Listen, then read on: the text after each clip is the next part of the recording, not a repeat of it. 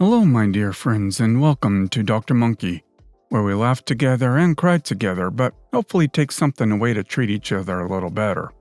Here's some interesting stories. One about a crazy woman who made OP get knocked out, so that woman got arrested. Please subscribe if you haven't, and I hope you'll enjoy it. Story 1. For clarification and understanding purposes, I have a medical condition in which my blood circulation is extremely weak. My average resting pulse is around 45 beats per minute. When I sleep, it can go down to 30 beats a minute, endangering my life. When I am physically active, not resting, etc., my pulse rises to around 60 beats per minute. A pulse of 70 beats per minute for me is like 130 beats per minute for someone with a normal or healthy blood circulation. So I pass out extremely easy. Therefore, I need to be super careful about my movements, actions and stuff, or else I will get knocked unconscious in seconds of just standing up. I never thought I'd encounter an entitled parent myself, but unfortunately, I did yesterday. It was about 8:30 in the morning. I was riding the bus to the university. So I sit there on the bus, listening to music, minding my own business, when all of a sudden someone taps me on the arm. "Excuse me, young man? Could you please get up? This is my son's favorite spot on the bus," the entitled mom said. I replied, "What? I'm sorry, but I need this place. Come on. There's plenty of room for you to stand. Just get up and give us a spot." Me, "I really can't. I'm sorry. If I get up now, I will. Ugh. Just get up. You seem fine. Nothing's wrong with you. You're just lazy and don't want to stand." Well, I'm trying to explain to the EM that I have a certain condition in which I need to be careful about my movements because my pulse and circulation is so extremely weak and fragile. She keeps on screaming about how I was stealing her son's happiness and how lazy I am for not standing up for a mother and her child. I was feeling my pulse rising because of the argument and stress this lady was causing me, and I got extremely anxious. I didn't want to pass out on public transport. Her son looked really uncomfortable through his whole argument, and at one point tried to tell EM just to leave me alone. The rest of the bus, of course, caught attention to the situation. All of a sudden, EM grabbed my hand and tried to take my pulse. "Your pulse is fine. What's wrong with you? Why can't you just stand up?" Her grip was so firm it left marks of her nails on my skin. She pulled me out of the seat, leaving me standing on the bus with an already way too high pulse for me and my condition. I tried to walk a few steps to find something to hold on to so I wouldn't fall, but it was already too late anyway, and I fell to the ground, getting unconscious in the middle of the bus. What happened after that, I don't quite know. I was unconscious, laying wrapped up in a blanket on the pavement surrounded by paramedics, the police, and the bus driver. They explained to me what happened while I was gone. The police took statements from EM, some other people on the bus, and the bus driver, and took EM into custody. They asked me if I wanted to give a statement now or later, when I recovered, and if I wanted to press charges for assault. And of course, I absolutely did. All I heard from her after I woke up was just screaming in disbelief and crying. So far, it's sure that EM's health insurance company will have to pay for the ambulance, paramedics, and other following medical bills. All public transport for this specific line was forced to stop for 3 hours just because an entitled mother didn't get what she wanted. Currently, I'm in the hospital under supervision. I'll be released once they're sure my pulse and circulation are a little stronger. They know I can't cure it, but they said they will try to make me at least a little more stable. Edit. After reading on the insurance stuff, I think it was some kind of umbrella insurance policy, and not only her health insurance. I have no big clue how this works, and I can only go with the info my company provided me. But you guys also gave me some nice input. Big factor to take into consideration about this. I'm German. This happened in Germany. I can imagine that lady getting a prison sentence. Visiting hours arrive. She goes into the room with all the booths behind the thick glass. Telephone on the booth for communication. She sits at a booth. Son just stands on the other side of the room. Then her son says something to the guard and leaves. Guard goes over to the confused mother and says, "He says he's sorry, but that's not his favorite booth." Story 2. So I'm in southeast Tennessee and teen pregnancies are common. My cousin's friend, B, had a baby at 17. I don't know if the dad is still around, but B's parents are supportive and helped her. As far as I know, B has a job and loves her kids. Although she's definitely young and the circumstances not the greatest, I'd consider her a good mother to the current toddler and her newborn. Backtracking a little bit. My mother also had me young, at 20, and she had to drop out of college for me. My father stuck around and has been a wonderful dad. Both of them did good for me, albeit there were some crazy moments. Q 2 years ago. My cousin went on a random massive rant about useless teen mothers. Now, I don't think teen pregnancy is a great thing, and many teen parents are very irresponsible. But the tone and writing of the post just seems so unnecessarily hateful. Plus, the post was directed at B specifically, who is now pregnant with her second baby. Again, I'm unsure of the status of the father, but everything seemed fine. She was 19, I think. My mother is a very confrontational woman, and she always thought B was super sweet. I did too, so I was surprised when my mother showed me it. I don't have Facebook, so I couldn't interact with the post. My mother reminded my 19-year-old cousin that not all young mothers were useless and etc., and circumstances sometimes are just bad even with good planning. For me, my mother's birth control failed. My mother helped raise my cousin, who then called my mother something along the lines of a stupid witch, then blocked my mother. Fast forward to 2020, cousin is pregnant at 21, as well with a crappy man. Tables have turned, and she is lashing out like crazy. She's demanding new Instagrammable baby clothes, and they need to be blue. Yada yada crazy entitled stuff. She's complaining about her sacrifices, and it's just a non-stop pity party. I ignore it, and I really want to remind her of what she said. But I don't. My aunts were reminding her of how fast babies grow, so new and expensive clothes aren't necessary. I was raised in mostly purples, so the cousin could ask my mother. Purple wasn't good enough. It was kinda shocking, but also not. She was being like this. Baby is born on a particular date in November 2020, which, sad enough, was my birthday as well. It's no one's fault here, but this just unreasonably ticked me off. Again, no one's fault. Not the baby, not the idiot cousins, but God who makes me angry that the woman who insulted my mother over the topic of babies had her baby naturally on my birthday. Cousin will not stop demanding free babysitting from my grandmother, who has been on my mother's side the whole time. Cousin wants to go back to her old life, so my uncle straight up tells her adoption. She refuses because the baby is so cute. Apparently, she also kicked the dad out for being lazy. I genuinely don't know anymore about this train wreck beyond that.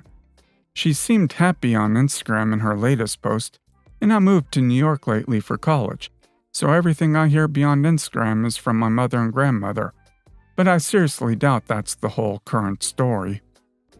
Sounds like your cousin's going to be one of those young moms who plays dress up with the babies when it suits her, but then dumps the baby off on whomever will watch them when it doesn't. Story 3.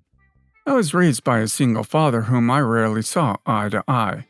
He tried to mold me into his views of traditional masculinity, the good and the bad. He'd praise me when I excelled in certain roles, like a handyman or a football player, but then be dismissive over crying or being bullied at school.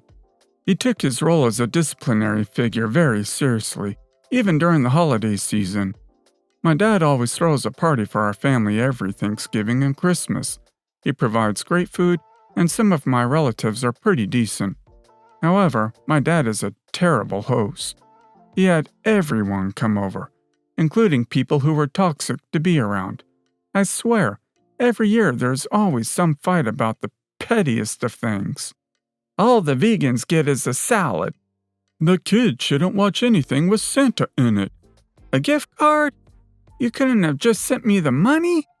It's like they're so obsessed with making everything perfect, then anything not going their way is unacceptable. On top of that, my dad pretty much makes the parties all about him. He tries to micromanage a lot of activities, from the movies we'd watch to whatever we made conversation about. The worst was when he'd brag about me into sounding like he molded me into his views on traditional masculinity. He'll brag about I was the MVP in youth football, even though I hated it.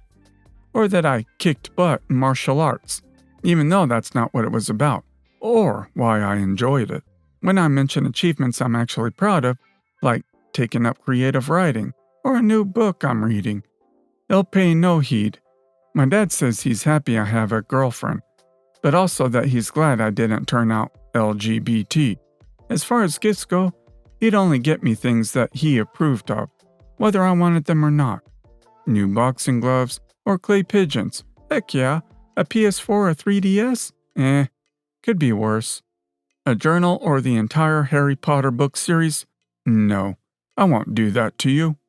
Basically, I've come to associate the holidays with my dad asserting a more dominance than usual, and being forced to interact with toxic family members. Fortunately for me, my girlfriend's dad invited me to spend both Thanksgiving and Christmas with them. Finally, I think I'm going to get to enjoy myself for a change. Then earlier today, my dad called me asking me when I'm coming over for Thanksgiving. I told him I already said I wasn't coming, and that I'd be going to my girlfriend's place. He said things like, "You always spend the holidays with your old man," or "Your cousins like seeing you, you know?" My cousins have stopped coming over for the holidays for years. I tried arguing that inviting family over might not be a good idea anyway due to the pandemic. People like my grandpa or Uncle Devin are at a higher risk. He called bullcrap on that science. You don't seem worried about giving your girlfriend COVID. I've tested negative, and nobody coming over is at high risk. Then my dad went on this tirade. "Oh, I see how it really is. You still think I'm a terrible father, right? You'd rather throw me and your entire family under the bus when all we want to do is spend the holidays with you. I'm offering you free food and a family time, but you'd rather toss it down the drain than be grateful. I'm even allowing you into my home. You're welcome, by the way." I've told my dad many times how bad he makes me feel about myself, or even just in general. He'd argue, "I gave you everything you needed to survive in this tough world. If I made you feel bad, how'd you get so good at karate? You wouldn't know how to get a girlfriend if it weren't for me." In other words, my feelings are invalid because I still succeeded in some aspects of my life. Seeing as we weren't getting anywhere, I hung up. I hate it when my dad guilt trips me like this, because as much as everyone told me he's wrong, there's still a part of me that feels like I should feel guilty. I get that Christmas and Thanksgiving are about family, but for once, I like to be with a family that's actually fun to be around. Others have said I should be grateful I even have a dad, let alone one that's taking care of me. That's like saying having a dog that barks and bites you is better than being petless. I don't know. I just want a nice holiday season for once. Edit. For further context, I'm 22 in my second year of community college. My dad is paying for most of my expenses, and I am under his health insurance. He's frequently threatened to cut me off of both, but hasn't done so yet. Also, my girlfriend's mother passed away this summer, so I want to be there to support her during the holidays. Definitely go to your girlfriend's, and I hope you have a great time. Your dad sounds like a classic narcissist personality. It's so freaking hard as the child of a narcissist to say no and endure the drama. Don't give in, and go have a nice time. Story 4. So my uncle was in line to pay for his groceries. There were 2 lines. He was in one and the people involved were at another. As an elderly lady was paying, there was a kid behind her who was really impatient and kept pushing his cart into her legs. He was with his mother, and last in line there was a man. "Lady, hey, is it possible for you to stop? It's hurting me." She repeated this several times, but the kid kept going. She turned to his mother, who seemed very unbothered, and only looked at her phone. "Lady, can you tell him it's not okay to slam his cart into strangers' legs? It's really hurting me." The mother looked at her and said, "I believe in free-range parenting," and turned back to her phone. Not knowing what to do, the elderly lady just turned around. The man behind her, on the other hand, had a six-pack of beers in his hand. He grabbed one, opened it, and started pouring the beer on her head. Yup, she yelled, "What are you doing?" He just smiled and said, "I was raised with free-range parenting." I do not know what happened afterwards, but I found it hilarious. She got what she deserved. Well, she won't think it's free-range parenting when she's getting sued because her little crotch goblin hurt the old lady. Elderly people are fragile.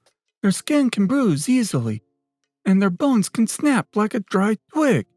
If I had been there, I would have pushed the cart back and see how much the brat likes to constantly be bumped by the cart. In fact, I would hope that it would run him over. Story 5. Necessary background. I lost my biological mom to drowning when I was 5. My dad raised me and my sister solo for years, but remarried when I was 12 or 13. Stepmom was verbally abusive, jealous of my relationship with my dad, and jealous of my closeness with any family members on my mom or dad's side. She also hated that I refused to let her adopt me. I just never saw her as a true mom. I didn't think she liked me. She scared me more than making me feel safe or happy, and she showed blatant favoritism to her bio son because he could just run to his dad if he doesn't like it.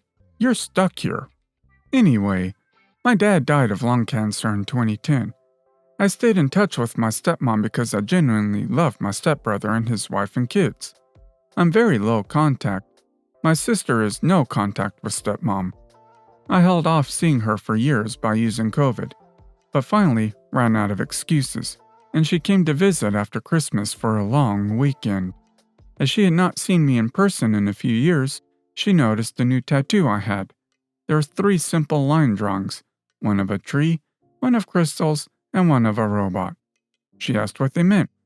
I said, well, the tree is for my mom, since one of the few memories I have of her is when she taught me to climb a tree in our yard. The crystals are for Dad because he was a geophysicist and a rock collector, and I love to dig quartz crystals in Arkansas. And the robot is for my nephew, my cousin's son, who died when he was 6. He had drawn me the robot one of the last times I saw him. She paused and sat back, then responded, "So God forbid, if I get hit by the bus tomorrow, what would you get for me?" I was so hurt, but also not surprised. She made comments before to the tune of, "Do I have to die to get you to appreciate me?" So it wasn't totally out of the blue, but it made me sad that there was absolutely no empathy, no compassion. It was all, well, what about me? Don't I deserve a memorial? Ugh. Well, to be honest, I'd reply, I haven't wanted to think about that. What do you think would be appropriate? Then agree to whatever her suggestion is. You don't have to actually get the tattoo. She'll never know. Keep the peace for your brother's sake, whilst being amused by her presumptions. Well guys, that's all for today. If you liked this video, please consider subscribing. And if you missed the last episode on the channel, I'm gonna link it right here. The story's about OP's sister-in-law, who demands OP give her device to sister-in-law's kid to play, and she doesn't care OP might die. Check this out if you haven't, and I'll see you next time on Dr. Monkey.